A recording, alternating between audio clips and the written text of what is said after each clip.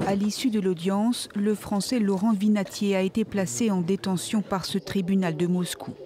Le chercheur spécialiste de la Russie et de l'Asie centrale, qui travaille comme conseiller pour une ONG suisse de gestion des conflits, avait été arrêté jeudi à Moscou. Vendredi soir, Emmanuel Macron a réclamé sa libération immédiate. Il mérite toutes les protections et en aucun cas, les rumeurs là aussi et les éléments de propagande qui ont été donnés sur lui ne correspondent à la réalité. Et donc nous appelons à la clarification de tous les éléments par la Russie et à sa libération la plus rapide.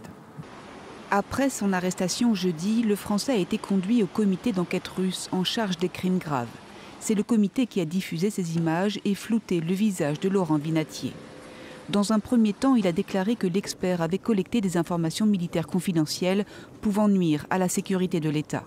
Mais il a ensuite précisé que le Français travaillant pour l'ONG Dialogue Humanitaire, basée à Genève, était accusé d'avoir violé la loi sur les agents étrangers. Il n'aurait pas présenté les documents nécessaires à son inscription sur cette liste.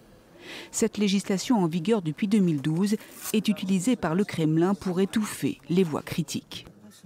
À l'heure actuelle, mes clients s'opposent à la divulgation de toute information. Je n'ai aucun commentaire à faire. Cette arrestation intervient alors que les tensions entre Paris et Moscou sont au plus haut. Vladimir Poutine n'a pas été invité aux commémorations du débarquement en Normandie. Ces derniers jours, les services secrets russes sont accusés de tenter de déstabiliser la France par la propagation de fausses informations.